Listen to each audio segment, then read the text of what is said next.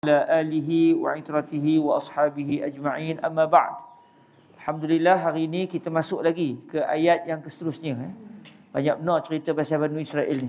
Seolah-olah Allah yang maha mengetahui yang kita ni memang akan berdepan dengan mereka sampai bila. Banyak benar hai mereka ni. Lalu disebut sifat-sifat mereka supaya di kalangan mereka ada yang bertaubat, dan kita sendiri menjauhkan sifat-sifat ini daripada mereka. Dan subhanallah, surah ni namanya surah Baqarah pun sebab dia. Sebab Baqarah tu lembu. Sebab apa? Kes dia diminta untuk menjadi lembu kerana ada kes kematian. Udahnya dia berkata kepada Musa, kamu main-main je. Kamu main-main. Kami minta siapa yang bunuh orang yang telah dibunuh tu, kamu suruh kami menyembelih lembu. Sampai Nabi Musa kata, aku mohon kepada Allah daripada menjadi orang yang, aku mohon perlindungan daripada Allah daripada menjadi orang yang bodoh. Dan aku suruh kamu ni, Tuhan suruh lah. Nanti kita sampai ayat tu. Belum lagi sampai. Hari ini ayat yang ke-58 dulu. Suspend pula ya. Ayat yang ke-58 iaitu firman Allah Subhanahu wa taala, wa idh qulna dukhulu hadhihi alqaryata fakulu minha haythu syi'tum ragadan wadkhulul baba sujadan wa qulu hittatun naghfir lakum khatayakum wa sanazidul muhsinin. Dan ingatlah ketika kami telah berfirman, kalian semua masuklah ke dalam kampung ini. Lalu maka makanlah daripada apa yang ada di kampung tersebut, apa yang kamu mahu, secara senang lenang. Dan masuklah ke dalam pintu dalam keadaan sujud.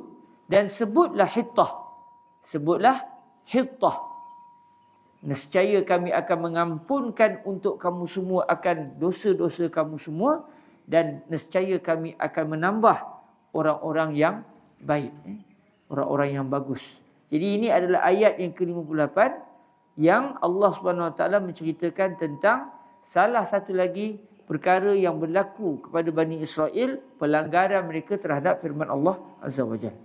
Baik, mari sama-sama kita membacakan surah Al-Fatihah dengan niat moga Allah menyampaikan pahala baca Al-Fatihah kita kepada Al-Imam As-Suyuti dan juga guru beliau Al-Imam Al-Jalal Al-Mahalli, pengarang kitab tafsir Al-Jalalain ini. Semoga sampai pahala Fatihah kita kepada mereka berdua, juga kepada guru-guru mereka serta murid-murid mereka serta semua yang telah mempelajari kitab tafsir Al-Jalalain atau yang mengajarnya atau yang membacanya atau yang membaca mana-mana karya dua orang alim ini, iaitu karya Al-Imam Al-Jalal As-Suyuti dan Al-Imam Al-Jalal Al-Mahalli.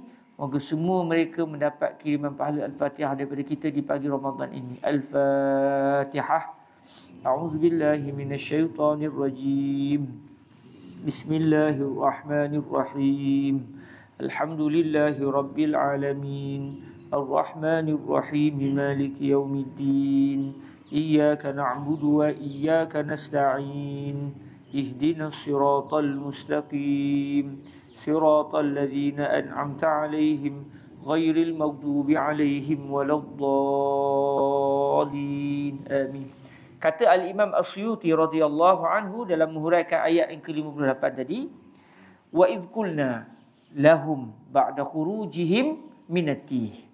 Ketika mana kami telah berfirman kepada mereka, iaitu kepada Bani Israel, selepas daripada mereka keluar daripada Tih, iaitu lembah yang ada di Mesir yang dia mesesat 40 tahun, tak boleh nak keluar dari kawasan tu. Oi, naya juga tak? Kalau nak keluar dari Kuala, sesuai dalam Kuala lagi. Tak terkeluar-keluar, yang awak ada program. Dah 40 tahun tak boleh keluar dari Kuala.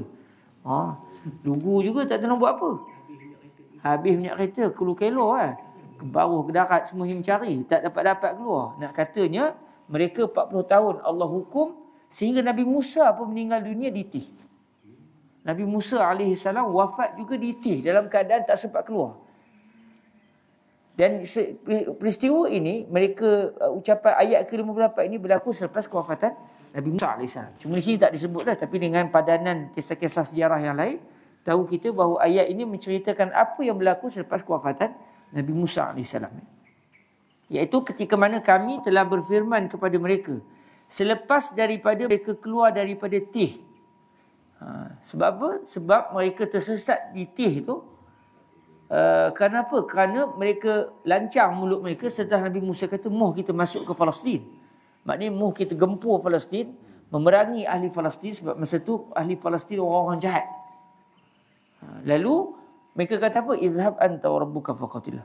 Kamu wahai Musa ajak Allah Taala kamu berdua lah pergi perang. Kami duduk standby di sini. Tengok apa cerita. Kamu menang alhamdulillah masuklah kami. Kamu kalah kamu yang jadi apa? Kamu lantaklah kamu. Udahnya Allah Taala hukum mereka dengan 40 tahun. Selamatlah 40 tahun. Lalu Tuhan habiskan ini semua. Dah banyak kes mati ni.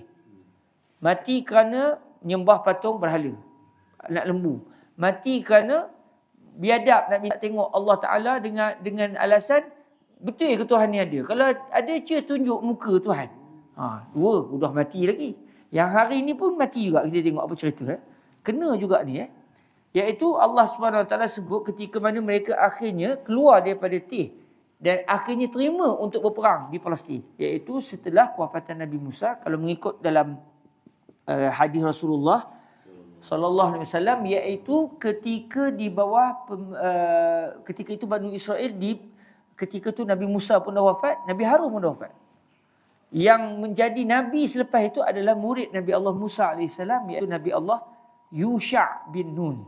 Ni jarang kita dengar ni. Dia disebut baginda juga adalah seorang nabi. Ada yang kata bukan nabi, wallahu a'lam. Sebab para nabi pun ada khilaf juga yang ni nabi ke tidak. Sehingga ada yang kata Luqman Al-Hakim pun nabi juga. Ada yang kata Zulkifli itu bukan Nabi. Wallahu alam. Ada juga khilaf. Contoh Nabi Allah Khadir. Ada yang kata bukan Nabi, wali je. Ada yang kata Nabi. Ada yang kata bukan Nabi saja, Rasul sekali. Jadi ada ulama berbeza pendapat dalam menentukan status individu-individu disebut kisah mereka dalam Quran dan juga hadis. Adakah mereka ni Nabi atau hanya seorang wali Allah Azza wa Jalla. Antaranya adalah Yusha' bin Nun yang menjadi teman Nabi Musa sewaktu mencari Nabi Allah Khadir AS. Sudah makin lebar boleh cerita, tak habis pula sekarang. Ni bukan kuliah subuh ni kan. Baik, terus. Jadi Sayyidina Yusha' bin Nun ini yang telah membawa Bani Israel untuk masuk ke Palestin. Kalau dalam hadis Nabi SAW, masa perang tu matahari dah nak tenggelam dah. Masa perang tu punya dah lama dia berperang hari tu dengan orang-orang Palestin.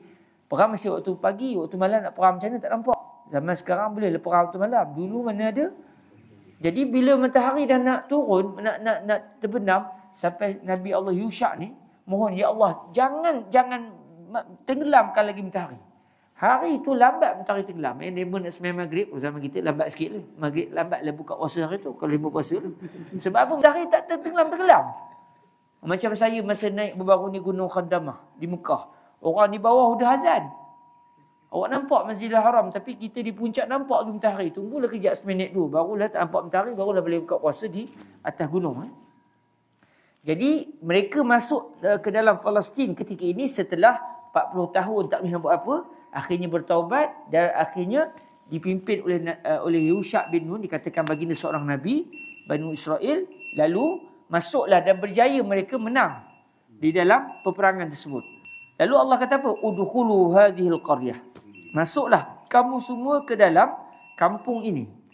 Masuk kampung ini, kata Imam Suyuti, Baitul Maqdis, iaitu ke dalam Baitul Maqdis itu sendiri, iaitu ke dalam Masjid Al-Aqsa itu sendiri. Au Ariha, atau kampung yang dimaksudkan itu adalah Ariha, satu kampung sampai hari ini namanya Ariha, terletak di Palestin. Jadi ada khilaf, adakah Baitul Maqdis itu sendiri? Orang Arab sebut Al-Quds, orang Islam sebut Al-Quds, orang putih, orang Yahudi dia sebut apa?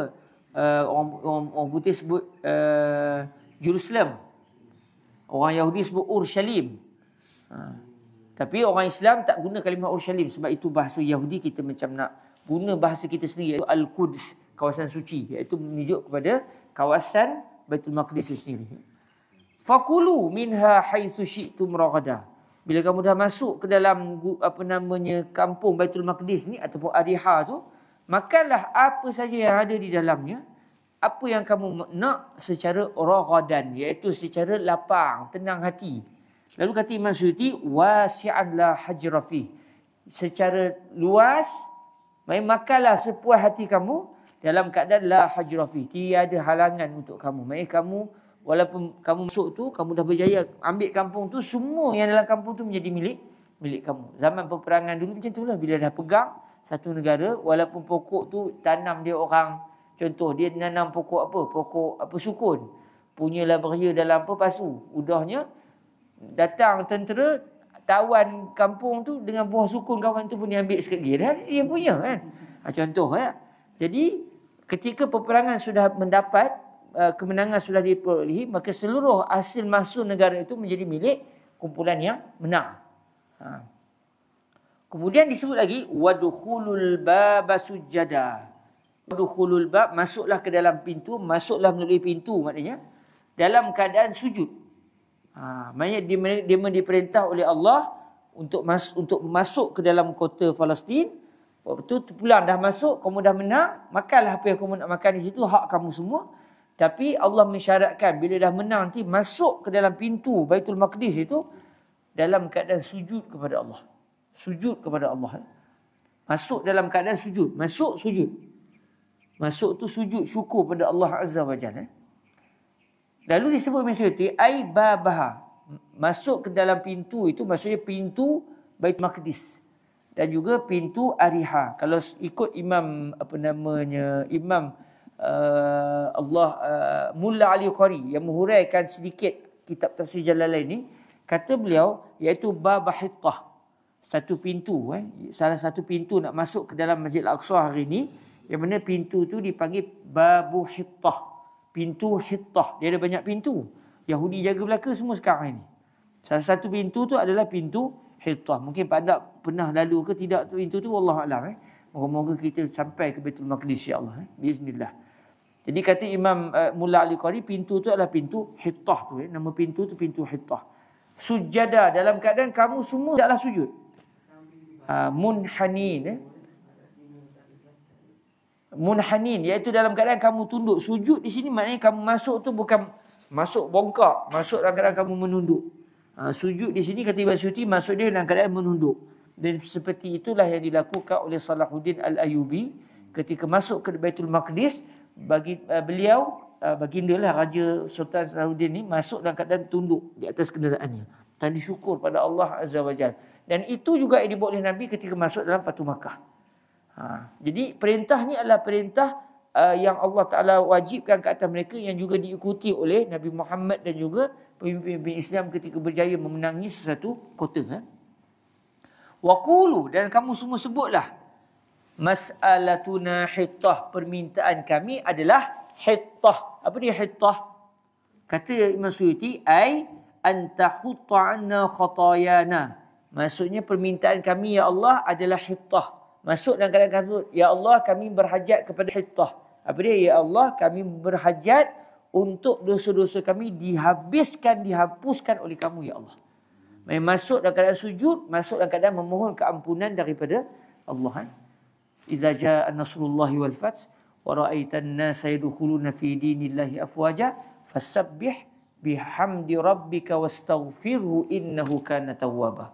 Fasabbih, pujilah Allah dan mohonlah keampunan daripada Allah. Sebab itu ini adalah arahan yang kalau kita lihat dilakukan oleh Nabi ketika masuk ke dalam Masjidil Haram, baginda memuji Allah sambil memohon keampunan daripada Allah. Kerana ini satu nikmat, dalam masa yang sama kita pula banyak melakukan kesilapan yang kalau ikutnya tak sepatutnya kita boleh layak terima nikmat ini. Jadi Bani Israel diminta masuk dalam keadaan sujud, iaitu menunduk, masuk dalam keadaan sebut hittah, iaitu ya Allah ampunkan dosa kami, ampunkan dosa kami. Yaghfir, naghfir, wa fi qiraati bil ya'i wa bitta. Naghfir lakum khatayakum. Nescaya kami akan mengampunkan untuk kamu semua akan dosa-dosa kamu semua. Dalam sebahagian qiraat, isi maksud disebut dalam sebahagian qiraat dibaca dengan huruf ya dan juga dibaca juga dengan huruf ta. Bukan naghfir tapi baca dengan huruf ta. Tughfar, nughfar. Tughfar dengan yughfar. Jadi kalau ada tiba-tiba imam baca wa qulu hittatun tughfar lakum khatayakum, orang belakang jangan negur pula. Naghfir. Kalau dia tegur lupa niat apa, negur pula, batal sembahyang macam berlaku dengan satu orang tu. Elok saf pertama duduk saf belakang tu, batal menegur apa namanya imam hari tu. Katanya imam tu pakai baju biru hari ni katanya lah. Dibaca dengan huruf ya dan juga huruf ta, iaitu dibaca selain pada Nabi membaca naghfir lakum khatayakum, Nabi juga membaca tughfar lakum khatayakum, ataupun dibaca, Nabi juga pernah membaca yughfar lakum khatayakum. Ini salah satu bacaan Nabi yang Imam Suyuti selitkan supaya kita tahu juga ayat ni dibaca dengan pelbagai bacaan. Naghfir wa fi qira'atin bil ya'i wa bit ta' mabniyan lil maf'uli fihima. Lakum khatayakum wa sanazidul muhsinin bil ta'ati thawabah. Nescaya akan diampunkan dosa-dosa kamu, atau Nabi juga membacanya, nescaya kami akan mengampunkan untuk kamu dosa-dosa kamu, dan nescaya kami akan menambah akan orang-orang yang baik. Menambah apa? Kata Imam Suyuti, bil ta'ati thawabah, iaitu kami akan menambah untuk orang-orang yang bagus, orang-orang yang baik ini, dengan sebab ketaatan kami akan tambah pahala kepada mereka. Jadi mereka diperintahkan untuk masuk dalam keadaan sujud, masuk dalam keadaan memohon keampunan daripada Allah Azza wa Jal, dan masuk ikut pintu. Jangan tiba melompat naik pagar dan tu hala, masuk beradab, masuk ikut pintu dalam keadaan menunduk, malu pada Allah, sujud pada Allah, dalam keadaan memohon keampunan. Tapi apa yang mereka sebut selepas itu disebut oleh ayat yang ke-59, apa yang mereka sebut yang melanggari perintah Allah Azza. Apa yang mereka sebut? Kita nantikan esok, insya-Allah. Esoklah ya. Nampak macam nak jadi kuliah subuh. Sekadar tu dulu. Esok kita sambung ayat yang ke-59. Jazakumullahu khairah. Sama-sama kita tangguhkan dengan salawat. Ni Ustaz Yusuf yang pakai baju biru. Kebetulan pula pakai baju biru juga. Ni babu hittah. Pintu yang dikatakan di sinilah Bani Israel diperintahkan oleh Allah masuk ke Baitul Maqdis melalui pintu ini. Babu hittah. Wallahu alam lah. Cepat nak tengok itu masuk ikut pintu ni ke pintu lain. Macam pintu ni macam tak ada orang bagi masuk je. Wallahu alam lah.